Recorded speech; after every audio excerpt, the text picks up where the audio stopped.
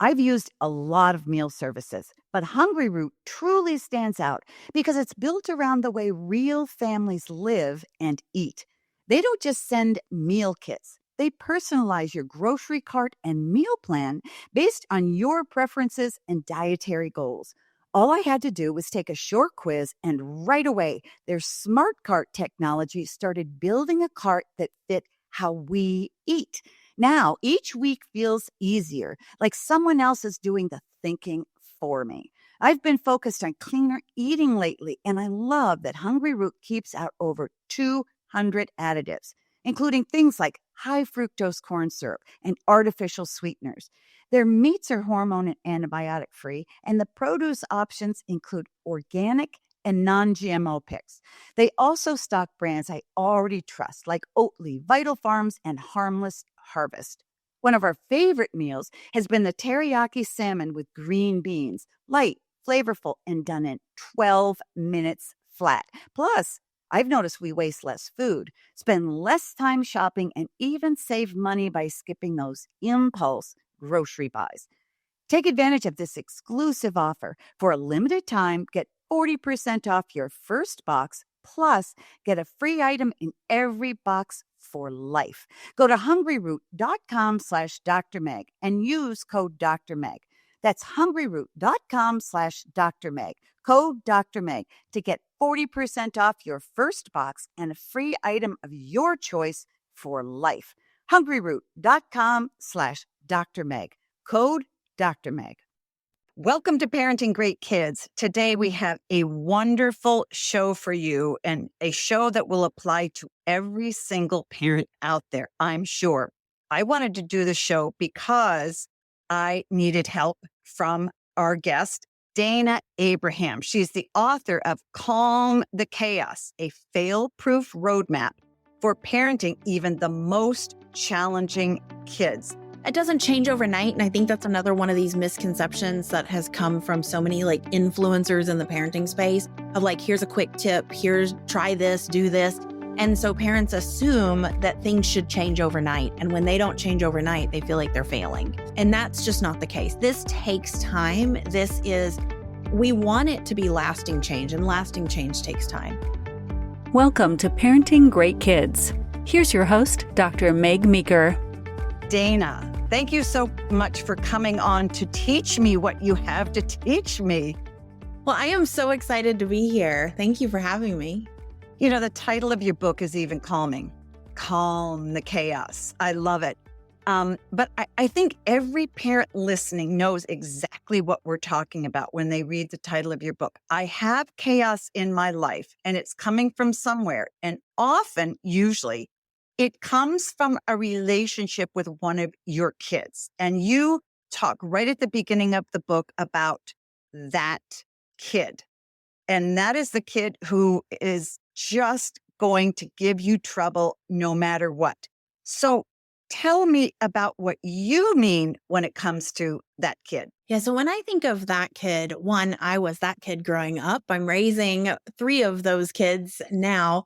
But that kid is typically the kid that other people will describe as too much of something or not enough of something. So they are too loud, they're too wild, they're too boisterous, they're too defiant, they're too bossy, they're too emotional, they're not paying attention enough, they're not trying hard enough, they're not showing up enough, they're not, whatever those things are. And typically, they are the most misunderstood kids, and that's why they're showing up in the way that they are. But under the surface, these kids are absolutely beautiful and amazing kids, and they have so much they want to share with the world, but they might not have the skills yet. They might not have the ability, or the world might be mismatched to them. And so there's a lot to learn from these kids, and there's a lot to help these kids with. I love it. I often tell parents that I have never seen or taken care of a kid that I didn't like. And I've taken care of some really hard teenagers in my day. Now, I'm not a counselor, I'm just a pediatrician. But often we're the doorway to the counselor. A parent will bring a child and go, help, I don't know what to do. And so I've seen that. I'm intrigued to hear you say that those kids are very misunderstood, because I think one of the challenges for parents is to figure out, where is this coming from? Why does my child, I have a very bossy grandchild, and she's just like her mother was. And it's hard for them, and it's hard to parent, because if you tell her, stop doing it, you don't need to be in charge. I'm in charge. I can make sure your siblings eat what they're supposed to eat. She erupts and just kind of goes crazy. And I think, what happened? What just happened? So talk to us about what happens to a child when that storm hits, or when something hits them the wrong way and they just lose control. Yeah. So, one of the misconceptions is that these blow ups, these meltdowns, they are coming out of absolutely nowhere. And what's really happening is they're building up under the surface. They're feeling misheard. They're feeling misunderstood. They're feeling undervalued. They feel a lack of control, which with your granddaughter, it really sounds like she's feeling like there's a lack of control or a lack of her own autonomy and safety. And the best way to take control of her life is by taking control of other people's lives. We like, when I think of, and I'm jumping a little bit here, but just to help with your granddaughter here, I think of people and kids who are all about the other people following the rules and the other people doing what they're supposed to, and kind of, bossing others around. Is on the flip side of that is they are your biggest social justice warriors. They're all about things being fair and things being right. And they want to make sure that the whole world is right. And so if we can hone in on that in the right space, then we can almost thank them. Thank you so much for trying to help. Right. But your sister's doing this in her way, and that's okay. I don't need your help here, but here's how you can help me. But in that moment isn't when they're ready to hear that, because if they're controlling in that moment, or if they're bossing in that moment, it's because they're feeling dysregulated. There's something under the surface that's causing them to feel like they need to take control. And so by adding more input, the no, don't do that, or I'm the parent, I've got this, don't boss them around, they're taking that almost as an attack on themselves, on who they are, what they're doing, how they're showing up. Now, when they're 5, they are not cognitively doing all of that, but that's what's happening under the surface. And so you get this big eruption. So in the heat of the moment, it's more for the parent, for the adult in the situation, to ride out. We call it riding the storm. And that's that first phase of just, I'm going to ride through this. This isn't about solving, fixing, getting them to change their behavior right now. That doesn't actually happen until much further down the path here, where we have a better relationship, where the child feels seen and heard. The child feels like they can speak up for their own needs in a way where others will hear them, and where the parent or the adult in the situation understands where this is coming from. And in the heat of the moment, you just can't do that. You can't ask questions or, dig under the surface. You can't, because usually parents are too emotional, and parents are very frustrated and angry, and they're wondering, what is happening here? Am I a bad parent? Because that's what parents do. And in the moment when my granddaughter erupt, I'm thinking, what am I doing wrong? I'm clearly not doing it correctly. So you really have to do it later. Some kids, and she is one of them, will actually just start crying for half an hour over something like her mom said, sorry, you can't watch that show. And she'll cry and cry and cry. She's not being bad. She's just like hypersensitive to it. But I think that makes sense. If she feels like she's never in control, what are some of the most common ways that you have seen kids erupt and become chaotic? When you talk about the storm, what do you typically mean? Yeah, so storms can look different for every family. And when I start the book off and I talk about these stages, storms can also be that parents are going through a storm, meaning one of the parents just got laid off. One parent is exhausted because they just had a new baby. One parent is not getting good sleep, right? So there can be storms that are not related to the kids. But when we talk about storms related to the kids, what we're talking about is they can be these big explosive behaviors that are hitting, kicking, yelling, spitting, running away, these big, dangerous, scary behaviors. You can also have storms that are just, one of the most common ones I hear is, if I say no, my child erupts. If I ask my child to do something, they say no. That just like what is seen as outright defiance.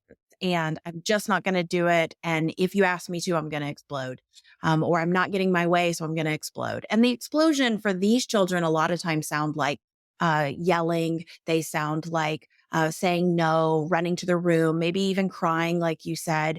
And then you've got storms that can be these big emotional outbursts of, they touched me. They looked at me wrong. I didn't get the food you said you were going to get me. And so those feel like very, large explosions of emotion and crying and just that woe is me.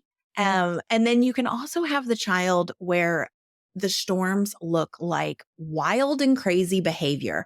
They're the kid that's climbing on the furniture. They're the kid that's jumping on the couch. They're the ones that when guests come over, they're saying all those inappropriate things. And you were just like, oh my gosh, we can't go anywhere. We can't do anything because my kid is the one that's going to be acting out or touching others or doing, we had a parent in our community just the other day go, I don't know what to think. I just got a call from kindergarten and my kid showed his bum. Like, what am I supposed to do? Right? Like that's a storm when you're having to figure out how to deal with it, what to say, what to do, how to work through it. We consider those storms. And there's all different layers and levels of storms.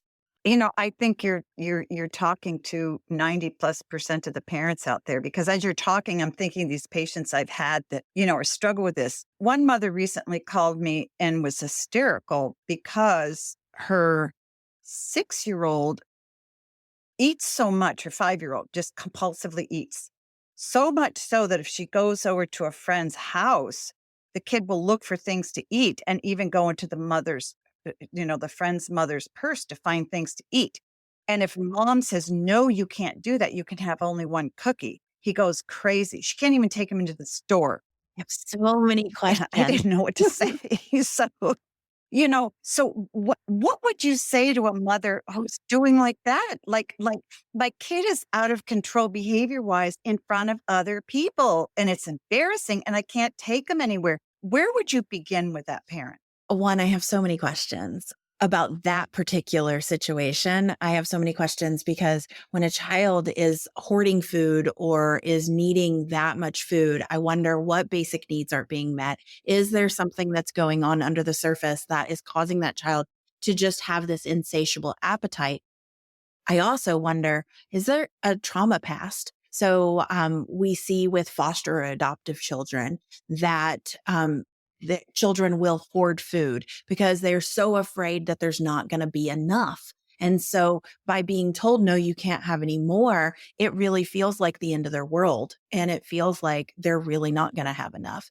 And so I have so many questions. And the reason I mention these questions is because there isn't a one size fits all solution. There isn't a quick tip or trick. And so when I start with parents, I'm always starting from a place of curiosity. I want to learn more about their unique family, but I'm listening for their mindset. I'm listening for if this parent is talking about this child wanting this food, is the parent more upset because they feel embarrassed that this is happening in front of other people? Is the parent upset because they're worried this is an eating disorder? Are they upset because they feel like their kid doesn't respect them? And so if you can listen for the language that the parent is using, then it's really easy to get started there. Because as parents, if we come into it resentful, frustrated, upset, fearful of something that might happen 10 years down the road, we're going to show up very, very differently. So when my son was really aggressive, and that's where a lot of this started. I was an educator, but then when he was in second grade, he was getting kicked out of school and he would have explosive meltdowns that actually ended us in the emergency room several times. And when that was going on, if I called it an attack or abuse, then my brain immediately went into protection mode and it went into a reactionary way. But if I was able to swap that thought and anchor myself in, okay, he needs me. Like if he could be communicating in a different way, he would. And what would he So be saying? Yeah. yeah, like what would he be saying right now instead of I hate you, you're the worst, you're the most terrible parent ever. I wish you were dead. Things like that are really hard for a parent to hear. And I would just swap it in my head. And so that's what I would suggest for a parent is in any situation is first check your own, like what are your thoughts and what is something you can tell yourself that's going to help you stay grounded to get through that moment. Right. And I do think embarrassment was one of the big things, because when I've talked to parents whose kids act up in public, it's just very, very embarrassing. I'm curious, when you went into the emergency room with your son, how did people look at you? I think that was one of the hardest things. And it's why I got into what I do. And is because as an educator, the kids that struggled were my favorite ones, but I still know how many times I judged the parent without even meaning to. And so once I became a parent, I'm going to be the world's best parent. Someone's going to show up with like a check one day on my doorstep with balloons and, confetti and like, you win the award. No, that didn't happen. So instead, I've got the kid who's getting kicked out of preschool and then getting in trouble at kindergarten and then getting suspended in second grade and then getting kicked out at, third grade. And this was at this point, he was in fifth grade when we were at the emergency room level. And so I had dealt with a lot of, if you just did this, if you just tried this, if you just were stricter, all that. And like, we even had been, released from his child psychologist and said, at this point, there's nothing else we can do. At this point, it's a parenting problem. And so at that point, as a parent, you do feel hopeless. You feel all alone. You're left to feel like you're the only parent going through something like this. You feel like you have let it get too far. There's all this doubt. But the truth is, you were trying so hard. Oh, I was trying everything. You're doing everything you possibly can, and you're trying to understand what's happening, and you're trying to respond in the right way. And you're right, parents can be so mean to other parents without even knowing it. What did you learn from that, and how did you process the healing or the help that you had to give your son? Well, I think first of all, I learned that no one else was going to come and like give me all the answers, right? I was looking for all these answers somewhere, and there's lots of different avenues I could take, but really my son just needed me, and he needed me to hunker down, figure out what was going on and see him for who he was. So that was my first step. And my second step was really just I created a community around me. It's why I created this community so that I could share what was going on. And I thought I was the only one. And I learned that there's millions of parents out there going through this every single day, feeling like they're the only ones. And it might not be as extreme as what I just described, but there's parents who feel like there's this misconception out there that if you're struggling as a parent, then you're a bad parent. And if your kid is struggling, then you're a bad parent. And it's like you can be a great parent and still struggle. You can have the most amazing kid and still struggle. And so that was one of the biggest aha moments for me is let's remove that shame, that guilt, that blame, and let's get curious. How can we understand what's going on here and build a relationship that's built off of compassion and understanding? And then we can get to all that structure and strategies and all the things that people start with. But let's instead start with the base minimum of let's have a good relationship and let's make sure everyone's safe. I love it, because the shame factor is huge, because every parent whose child is struggling feels so ashamed and they try to hide it. They don't want to talk about it. And yet it comes up over and over again. You have 5 stages to calming. this chaos. And this is lovely because you've been there, so what you're talking about is very, very real and authentic. Stage one is surviving the storm. And you say, get everyone to safety. So how do you do that? When your son was erupting, how does a parent get everybody to safety? Yeah. And by safety here, I mean emotional, psychologically, and physical safety. And so if you're dealing with really explosive things, we created a ride the storm plan that is actually not talked about much in the book, but it's an emergency plan. So everyone in the house knew what they had to do, where they went, down to we're going to lock the dogs up, right? Like we knew exactly all the steps to take. And we practiced it out of the moment when we didn't need it. So my 8-year-old and my 2-year-old would go to the basement and they'd watch TV and they'd eat popcorn. And so that they weren't around. And my husband and I had a tap out system, and we had, if it gets to this level, we use this medication. If it gets to this level, we call the ambulance. Like we kind of knew the different stages that it needed to get to. But in the book, when I talk about that ride the storm plan, it really is first getting the adult to safety themselves. Because if you're triggered as the parent, if you're feeling dysregulated and you're in that protection mode, then you're going to end up adding more to the situation. And we do that by stopping, like not jumping in and fixing, not talking, not moving. And even if our kids are running away, the first thing I hear is like, yeah, but I have to jump in because my kids are fighting with each other. And it's like, a 1-second pause is not going to make or break that argument. So pause so that you are not adding and jumping in and being part of the fight. And then take a big deep breath in so that your brain gets oxygen. And then, like I said earlier, anchoring yourself. So that's that first step. And then the second step is actually doing what I call a body scan. So you're taking from head down and you're just looking at your own body language. So if your jaws are tight, if your mouth is clenched, if you're huffing and puffing, if you're saying things like, what's wrong with you? Why are you doing that? I've told you so many times. We don't do that in this house. All your kid is hearing or feeling is more attack against them. And so the behaviors are just going to explode even more. And so it's about removing that in this moment. You're not allowing, you're not letting them get away with it. You're just not adding to the situation. I think of it a lot like a tornado, right? You're not trying to outrun a tornado. You're not trying to tell the tornado to go away. You're not trying to tell the tornado to stop destroying things.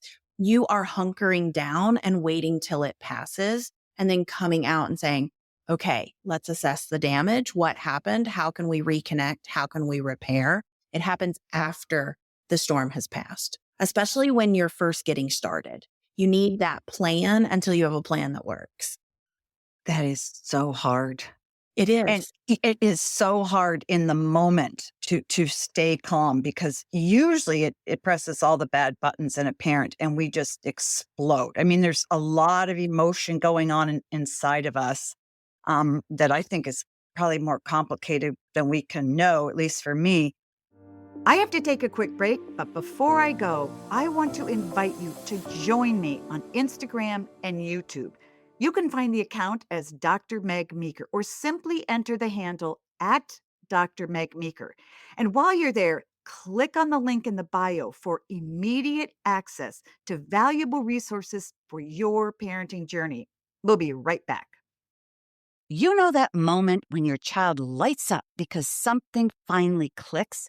That's what every parent wants, to see their child thrive. But when school just isn't the right fit, that joy can fade. That's why I want to tell you about K-12 powered schools. These are tuition-free, accredited online public schools for kindergarten through 12th grade.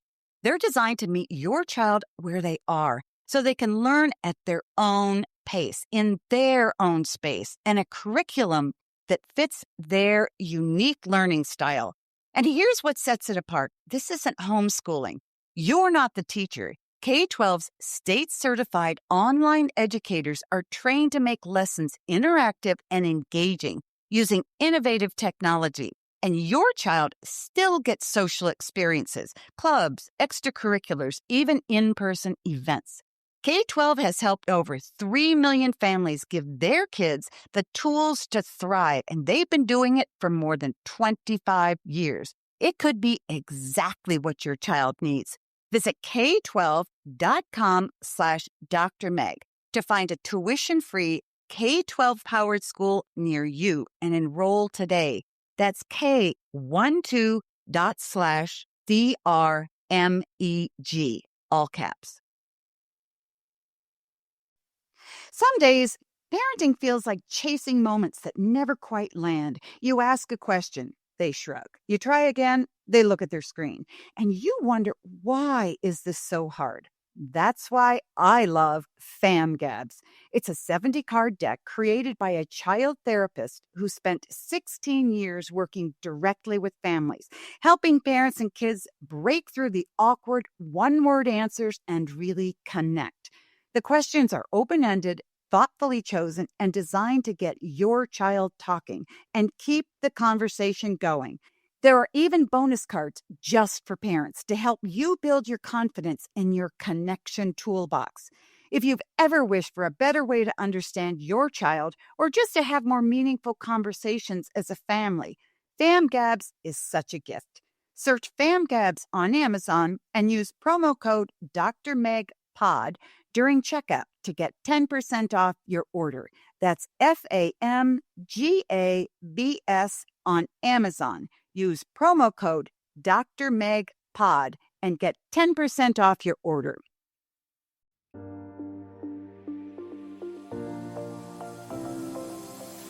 I love that. So you ride out the storm and then you talk about your energy reserves, which I love. Stage 2.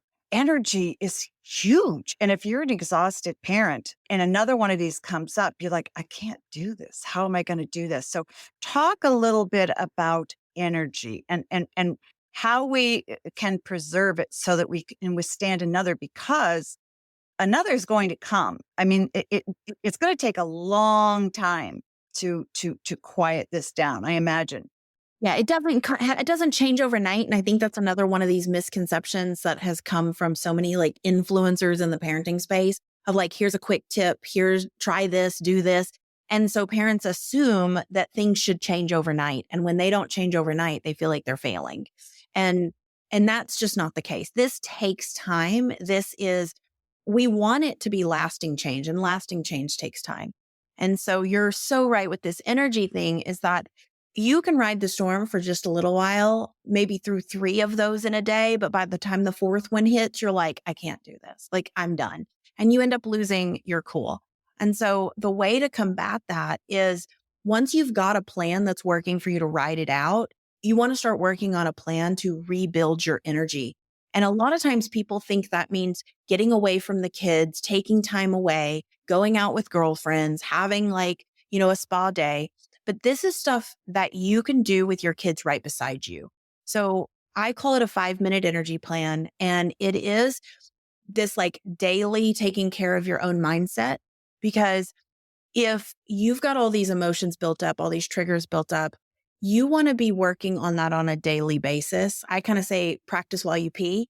So like you want to be practicing that anchor when you don't need it, So when you're washing your hands or you're doing the dishes and you're looking out the window while you're doing the dishes, that's the time to envision the next meltdown and what you're going to say and do.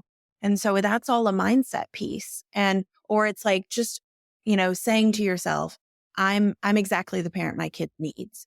And then rebuilding your energy by connecting with other humans, not just kids, not just watching Bluey all day, but like actually texting your mom or texting a friend, or I like to do voice messages because text can overwhelm me sometimes.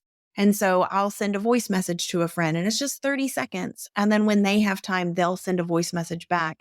So I have that adult connection and that can boost our energy. And then the next part is about, I find so many women lose themselves, women, especially all parents, but especially women lose themselves in parenting. And so they don't know what lights them up, what excites them, what brings them energy, or what's draining them. And so this energy plan is all about just identifying just one thing a day that boosts your energy. Like for me, that's just standing outside in the sun, getting outside at least once a day. We were talking about why I moved to Little Rock, Arkansas. And part of it is being surrounded by nature, like being able to see a cardinal come to my window. That's a boost for me. And it happens on a daily basis here. So that is something that I really value. And then removing drains. It can be as simple as unsubscribing to all these extra emails. I've been going through some overwhelm lately, and I have been, instead of aimlessly scrolling on TikTok or Instagram, I'm spending that same amount of time just hitting unsubscribe on all the emails that are coming through. I mean, I don't need a house. Why am I still looking on Zillow? I think we all have this like obsession with Zillow, right? Oh, I'm obsessed. I send my kids, oh, here's a link to a house near you. Not that you're looking, but Not that you're looking. Yeah. So I've unsubscribed finally from Zillow and all those other things. Like I'm not in the shopping mood. I don't need to be subscribed to all these places. And so even removing that drain can really give you energy back. It's giving me so much time in my day because when I look at my email, there's no new emails in there.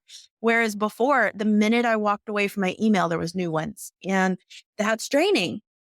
And then, and so the more that we as the parent can find these little ways of boosting our energy and taking care of our own body. So that last piece is like activating our body. And I'm sure as a doctor, you would agree. Like, I just feel like as women, we don't take care of our mental health. We don't take care of our physical health. As we're getting older, we have adrenal stuff, we have hormonal stuff. If we're not taking care of that, how are we supposed to show up for our kids? And so that's where that energy plan kind of comes in. I love it. I've often said to younger parents, fatigue, from what I see, is the number one impeding factor in great parenting. Parents are exhausted. And if you don't sleep, and a lot of mothers feel they need to be attached to their babies 24/7 for 2-3 years, you're done. You're fried. And so to sort of say, it's really healthy for you to say, okay, I'm going to step into my garden and garden for half hour. You need to sit quietly in your room or whatever, because that fatigue is really overwhelming. So talk about the role of other women in helping you, because I find sometimes other women can be a drain. If you're one of these people that's constantly trying to fix everybody's problems, it's exhausting. So is it helpful to have one or two women friends who go, I get it, I'm here, what do you need? Or any kind of community there? I mean, I find that having a community that gets it is really powerful. Inside of our community, I like to brag. I think it's one of the best communities on the planet, but mainly because as an adult with ADHD, I am like, I understand that sometimes it's draining. I also understand that sometimes I can get sucked into reading everybody else's posts.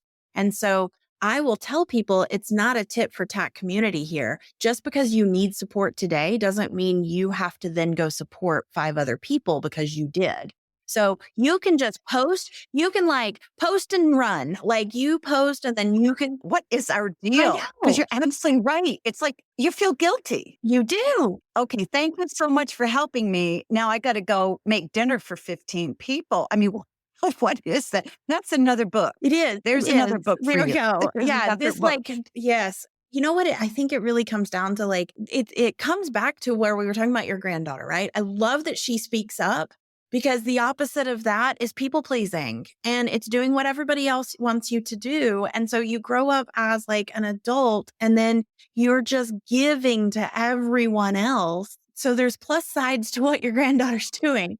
Well, and I will tell you, and I tell parents, I love strong-willed kids. Mhm. Strong-willed kids are going to be the kids that get in your face. Yep. But these are the kids that are going somewhere because they're determined, but their will is working against them in the early years.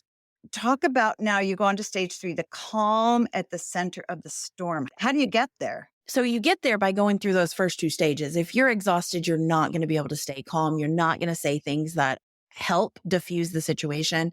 I think of adventure movies when I think of this stage. I think of there was that movie ages ago. I'm dating myself, but like I think it was like 90s, early 2000s, where there was it was a bus and they were trying to defuse the bomb on the bus before it blew up. I can't even remember. It's like Tom Cruise and Sandra Bullock or something like that.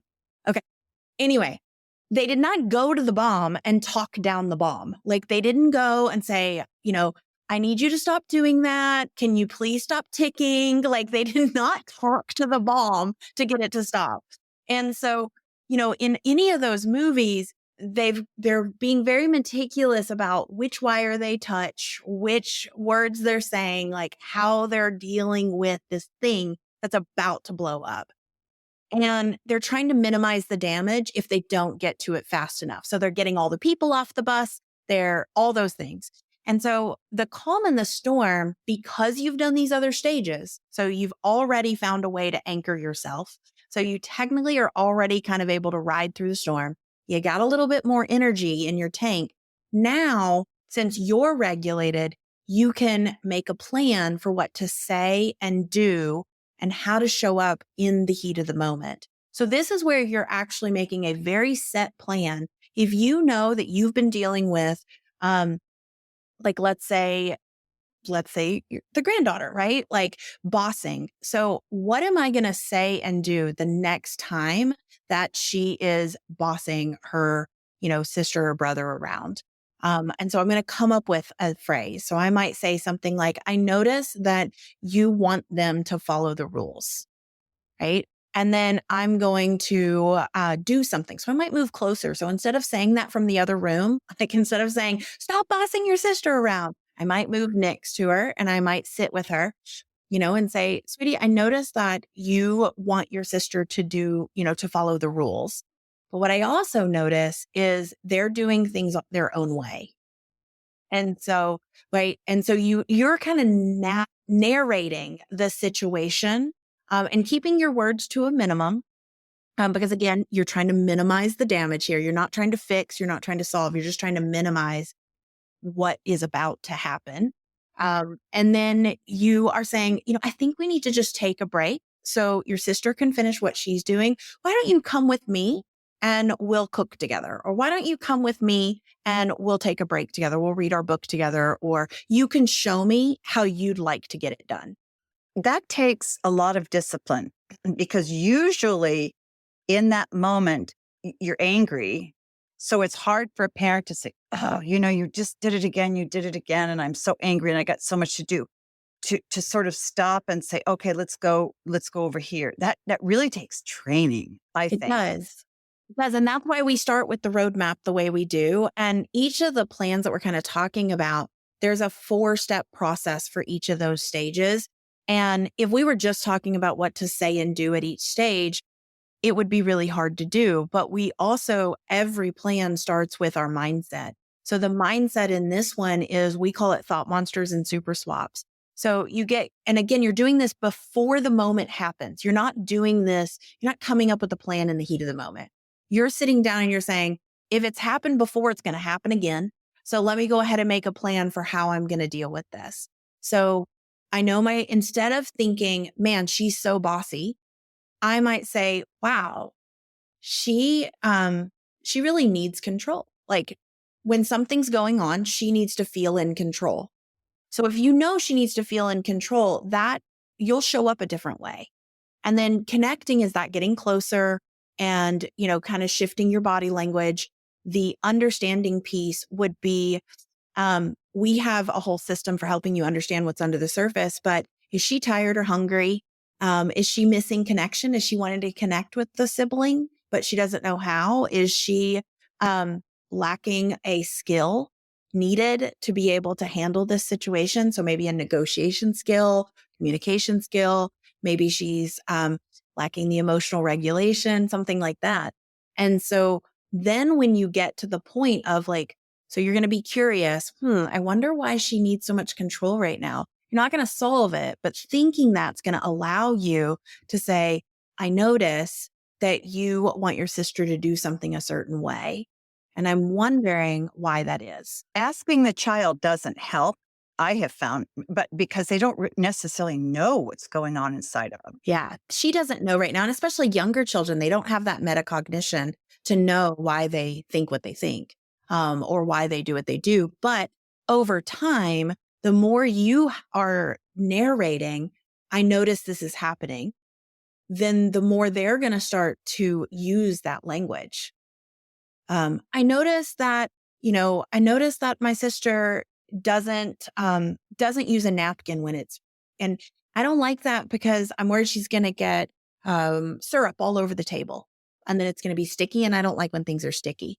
So she's going to find her language because you've been narrating it along the way. It sounds complex, but it is kind of simple in a way. I mean, we only have a little bit of time, and I failed to say it. In each of these stages, you do have an acronym, YCUE.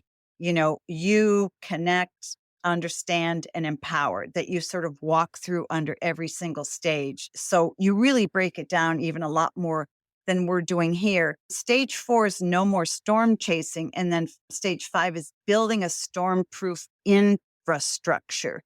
So can you just talk to us about how you build that infrastructure? Is that kind of what you've been talking about all along, like plan, plan, plan?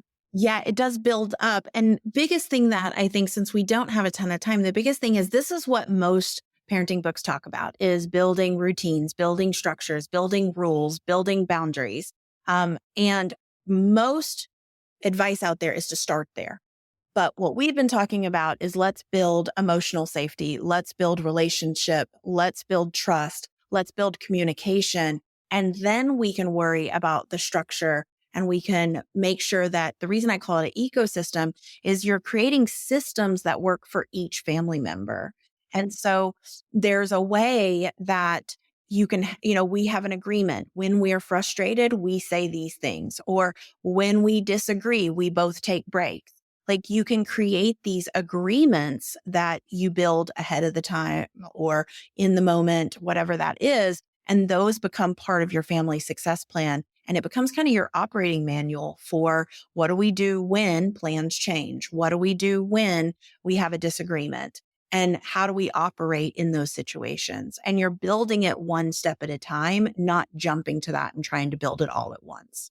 Backing up just a little bit, you talk about the whack-a-mole, which is, I think, where most parents are. You did it, wham. You did it, okay. Okay, now I'm going to take your cell phone away. Okay, you did it again, here's what's going to happen. You did it again, and it doesn't seem to work. And also, you don't want a kid to grow up feeling like a bad kid. And I think that sometimes if they're whack-a-mole enough, how do you have a child that's sort of constantly getting kicked out of school and and grow up without feeling like a bad kid? I think at first they're going to start feeling like a bad kid. And so you have to, again, you're narrating, and then out of the moment, you're unraveling what has happened. Where did this build up? And you start to get, so my son, fast forward to 11th grade, and it was towards or 12th grade. It was towards the end of last year because he graduated. And I get a call from school, and he's gotten in a fight, is what they said. But once I got there, he starts unraveling the whole thing. And so he goes, "Mom, I just misread the situation." And I was like, "Okay, can you tell me what happened?" And yeah, so what had happened is his coping strategy in classes that he didn't connect with the teacher was to get on a computer and watch shows and things like that. So we had come together as a staff and as a team to say, what can we do to get him more engaged in classes? And so he was on board. He was ready to take his classes seriously. And so they had an assignment where he was paired up with a kid who kept falling asleep.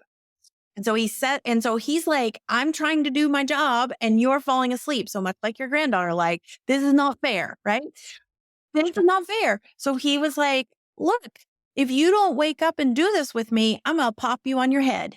And the kid said, "You better not. I'll hit you if you do." And my son thought he was joking. And so my son just like tapped him on his head. That's all he did. He just like tapped him. The kid got up, punched him on the side of the face. My son picked up his backpack and he said, "I misread that." And he walked out of the classroom and went to the office.